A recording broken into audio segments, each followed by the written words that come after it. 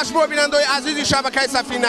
این برنامه نوبتی خونی توجیکستان است و امروز ما برنامه نوبتی همان را از فستیوال اوشی پلو که در باغ فرهنگی فراغتی به نام ابوالقاسم فردوسی پیشکش شما می‌گردانیم و می‌بینیم که چگونه در اینجا آش‌های گوناگون را آماده می‌کنند.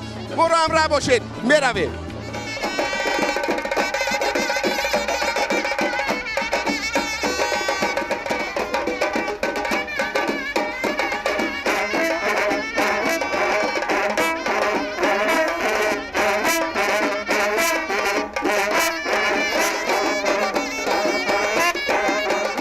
خب بینندگان گرامی، چون ما گفتیم که در فستیوال اوشی پلو قرار داریم و بشبه اولین مراتبه این که شما میبینید اولین مراتبه مونده شده است و ترتیب محصولاتی که وارد این دک است البته من برای شما میفهمونم، چون میبینیم که در ترکیب این اوشی پلوی که امروز آماده میکنند الکی من فکر میکنم که آماده شده است تا آمدن مهمانهای رسمی هستند. 250 کیلوگرم برنج، 200 کیلوگرم گوشت، 350 کیلوگرم سبزی، از جمله 40 لیتر روغن صغیر، 50 لیتر روغن آفتاب پرست. اینچنین اون خوکه های خوشبوی کننده گفتیم 30 کیلوگرم خب پیاز و 1 کیلوگرم زیره، 1 کیلوگرم مرچ، 1 کیلوگرم مویز و 1 کیلوگرم قوره زلول یا خود به اصطلاح بربریس.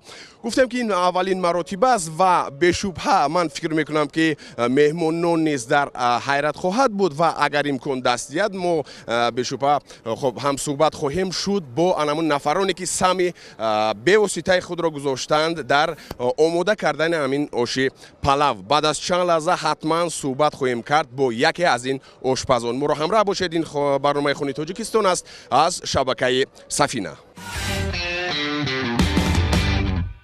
خب بینندگان گرامی، هم صحبت من هستند صابر جان محمد جانوف، نفری که به واسطه سهمی اساسی خود را گذاشتند با شاگردان خود در آماده کردن این آش. بار دیگر سلام علیکم. و علیکم السلام. چگونه دست داد؟ چگونه بود؟ مشکل نبود برای مثلا یک آشپز برای یک دک خردک بسیار کوشش میکنه ولی شما ببینید که اینقدر محصولات زیاد در اینجا شما وارد کردید و آماده کردید. ما یکم بار من نه یکم بار کردیم اوشی 1 تن. بله، اولین مراتبه است. اولین مراتبه است. من همین 6 نفر پورو. خب این اولین تجربه است برای شما اینقدر کلان کردن یا اینکه در توجیکستان اولین مراتبه اینقدر کردید؟ اولین مراتبه کردیم ما اینه. خب برای آماده کردن بشوپه اولا چی چیز مشکلی پیش آورد برای شما؟ مشکلی نبود؟ نه نبود. با یک شب زیاد آماده کرده. در این دکی کلانی که بود چند ساعت است الکی آماده می شود به قوله؟ 6 ساعت. 6 ساعت. و بعد از چند دقیقه میتوان گفت که این شده پیشکش میمونون میکنن مردم میچشند. تیار باش. الکی تیار است. خیلی خوب.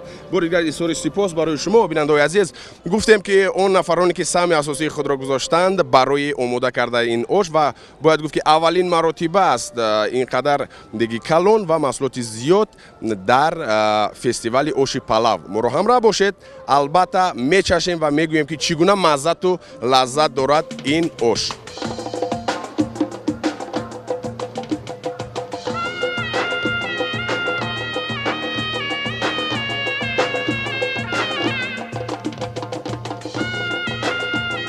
امروز با تشبث مقامات اجرایی حکومت دولتی شهر دوشنبه در باغ فرهنگ و فراغتی به نام ابوالقاسم فردوسی پایتخت فستیوال اوشی پلو برگزار گردید. باید قید کرد که با مقصد ترقی دادن ساحه سیاحی، معرفی شایسته امکانیت‌های سیاحی مملکت و فرهنگ ملی در عرصه بین المللی، اینچنین رشد و ترقی هنرهای خلقی، سال 2018 در کشور از جانب اساسگزار صلح و وحدت ملی، پیشوای ملت، پرزیدنت جمهوری تاجیکستان محترم امامعلی رحمان، سال رشد سیاحی و هنرهای مردمی اعلان کرده شده است.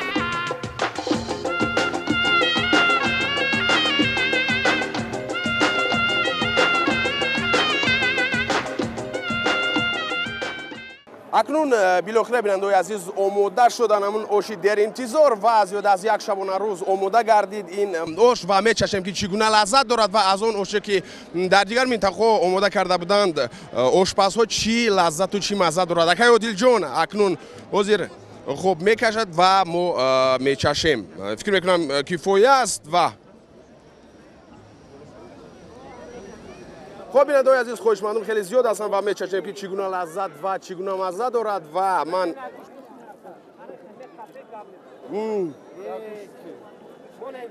در حقیقت نیز واقعا هم من فکر میکنم که اون نفرانی که از این اوش میچشند خب پشیمون نخواهند شد، ولی چون که با کلی تفاوت دارد و اون نفرانی که میچشند و خواهند گفت که چگونه لذت دارد و اون اوشایی که ما در برنامه خون توجیکستان از دیگر منطقه کشور آماده کرده بودیم و چشیده بودیم با کلی فرق دارد، زیرا محصولات زیاد است و لذت نیز خیلی زیاد است. از شما ایساری سپاس میکنیم آشپزای محترم، خیلی آش با لذت. بار دیگر مبارک باشد فستیوال آشی پلو. تشکر زیاد بر شما. من ادامه میدیم خوردن رو بیننده عزیز. با ما باشید. این برنامه خونی توجیکستان است.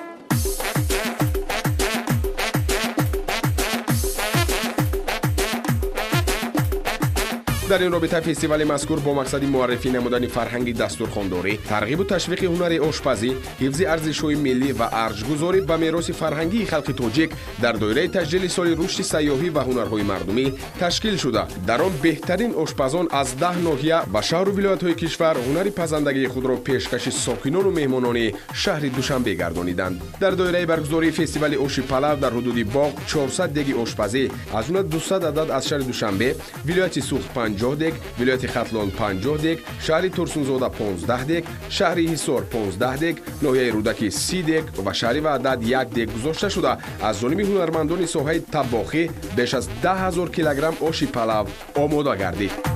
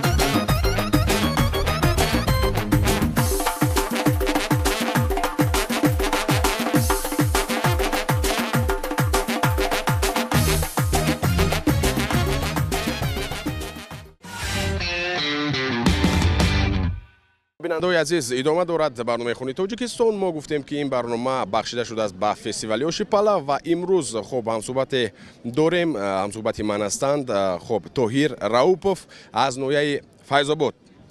سلام علیکم بار دیگر. سلام علیکم، عیدتون مبارک. سلامت باشید. خب ما از ناحیه فیض‌آباد برای آشی پلو این روز اشتراک داریم در شهر دوشنبه. یعنی ناحیه فیض‌آباد رو شما معرفی میکنید؟ یعنی ناحیه فیض‌آباد رو معرفی می‌نماییم که امروز چیزی که از دست ما فوراً می‌باید آشپزان پیشکش خلق کرده و خلق رو با آش پلو دعوت می‌کنیم. خیلی خوب. محترم کسی که اشتراک دارد مرحمت به آش پلو از ناحیه فیض‌آباد.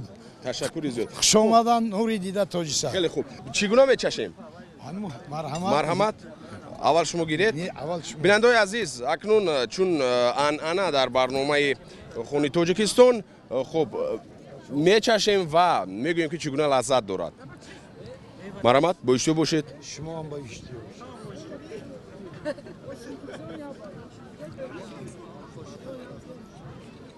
باشید.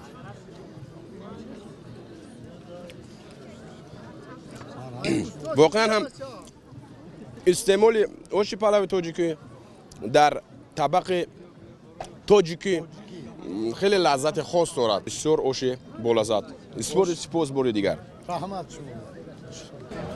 بیننده‌های عزیز، از آشی پلوی که در دیگ اساسی در زیاده از 250 کیلوگرم برنج خوب آماده کردند. الکی ما از آن چشیدیم، از این آش چشیدیم، بسیار با لذت.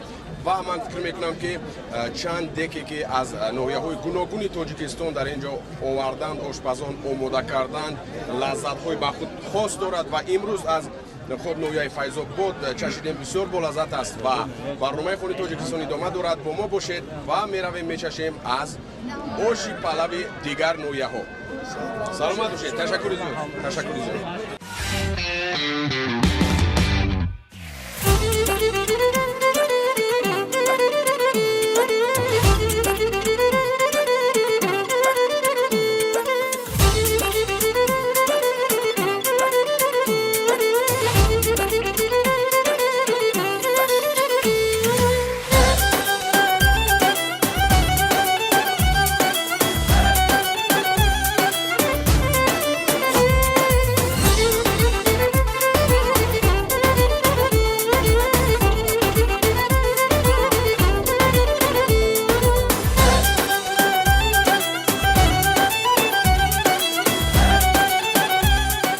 بینندگان عزیز از نویای فیضاباد رسیدیم به نویای ورزاب و امروز ببینیم که خب تفاوتی خاصه دارد آش پلو آماده کرده نویای فیضاباد از ورزاب.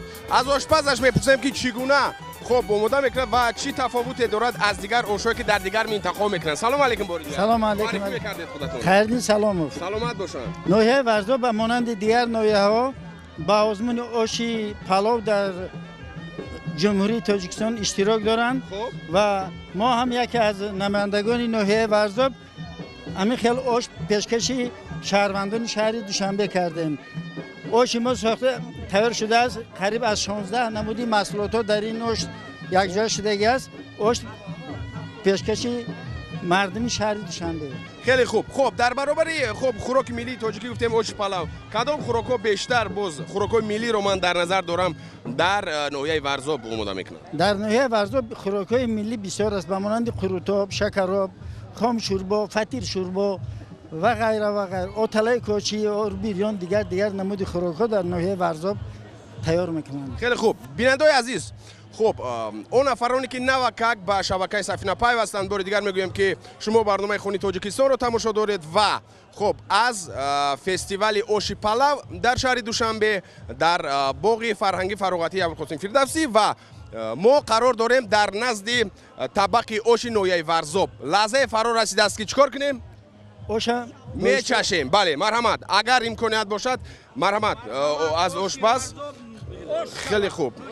تشکر زیاد. خب میچشیم.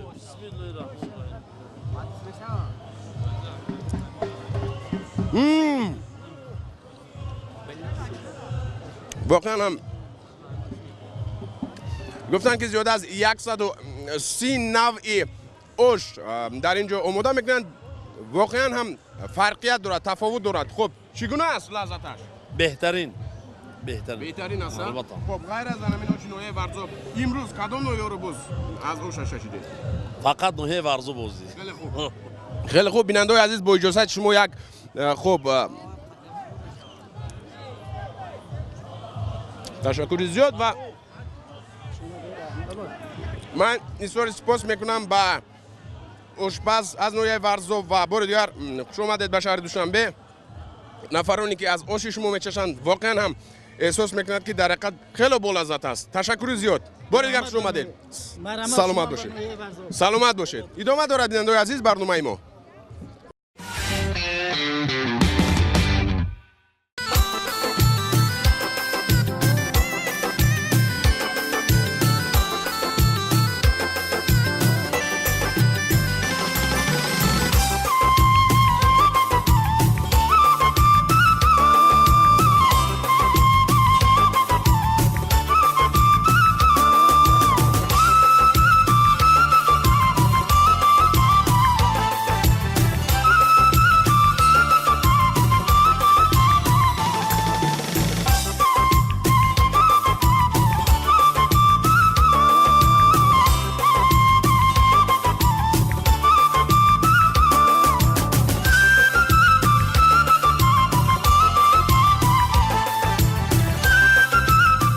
دایره فستیوال آش پلو بودیم. در اینجا آزمونی بهترین آشخور تشکیل شده است که بعد از چند لحظه خب شروع خواهد شد و ما با اونها هم صحبت خواهیم شد که از کدام نوعیه یا خود نمایندگان کدام نوعیه های شهر یا خود دیگر نوعیه های کشور هستند. ما شروع میکنیم از اول خب ما رو همراه باشید.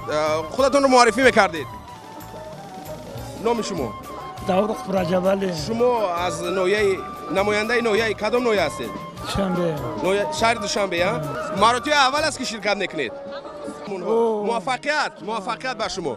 بیننده عزیز، نماینده دیگر است. من فکر میکنم از نوحه یوون. خب سلام علیکم. نماینده ولایت ختلان.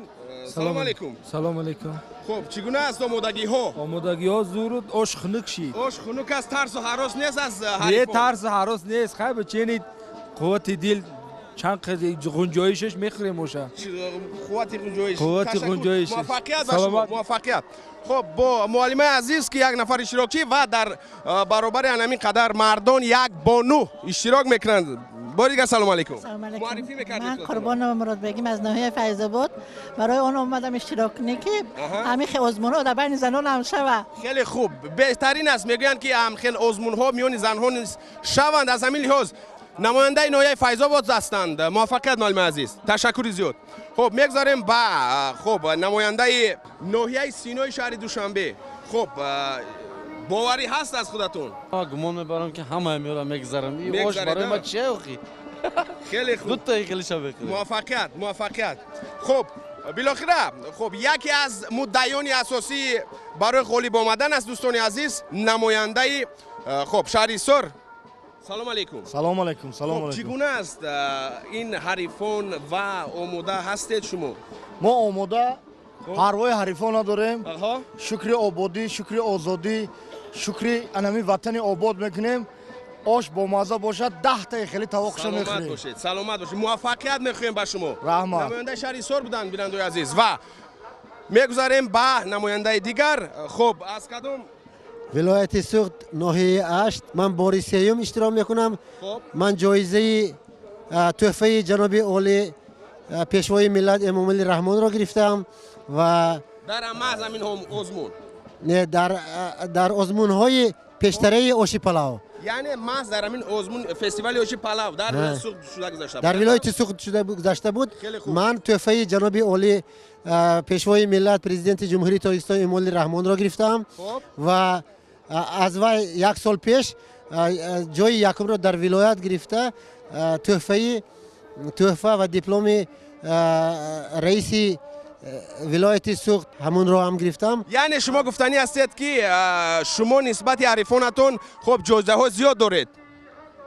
من امید دارم که باید در شهر دوشنبه من خودم رو نشان دهم. سلامت باشن. موفقیت میخوایم. رحمت. سلامت باشن. نماینده ولایت سوخت بودند از ناحیه 8. سلام علیکم. و علیکم السلام. خب نماینده رودکی ناحیه رودکی هستند. خودتون رو معرفی می‌کردید. ایگنبردیف طاهر ایگنبردیف هستند دوستان و غیر عادی از مویلب ها نیست. بسیار خوب است و خوب خلل نمیرسونه در پیچونیدن آش. نه موفقیت میخوایم با شما. سلامت باشن. میگذاریم با خب نماینده ناحیه وحدت شهر وحدت. خب چگونه از اولین مراتب از شرکت می‌ورزید؟ من راستیگه خیال میکنم که تاجیک نیست که آش دوست نداره و بسیار افتخار داریم که امروز به شرافت پیشوای ملت ما هم عنعنه‌های ملی ما احیا گردید. از آن جمله فستیوال آشی پلاو که این طعامی از همه دوست داشته ترین ملت ما فخر میکنیم. خیلی خوب. خب شما برای اساسش این غالب آمدن نه بلکه اشتراک است همین شیار را پیش خود کرده یا اینکه حتما که باید یگان جای افتخاری رو گیرید؟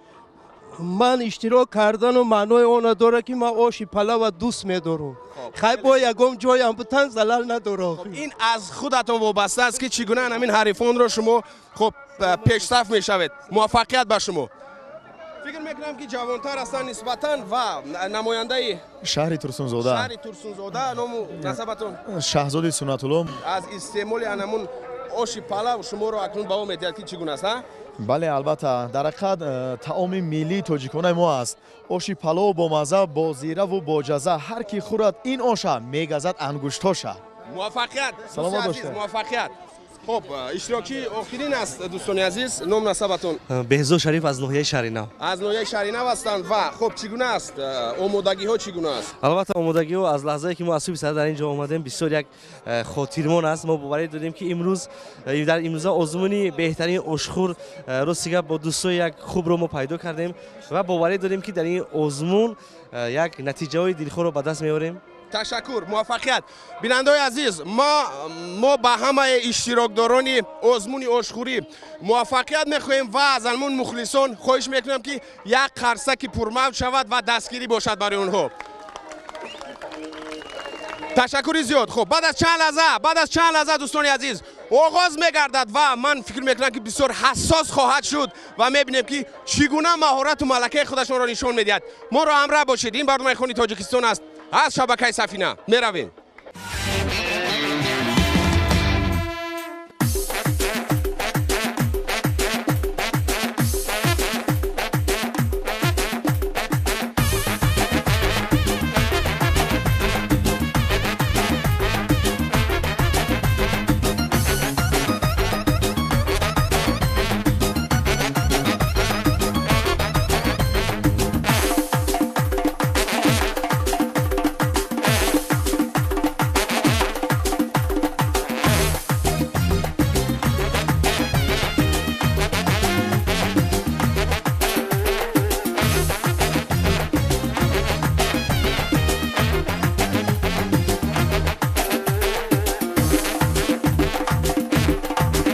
همین طریق فستیوال آش پلاو در شهر دوشنبه با یک شکوه شامت خاصه به انجام رسید.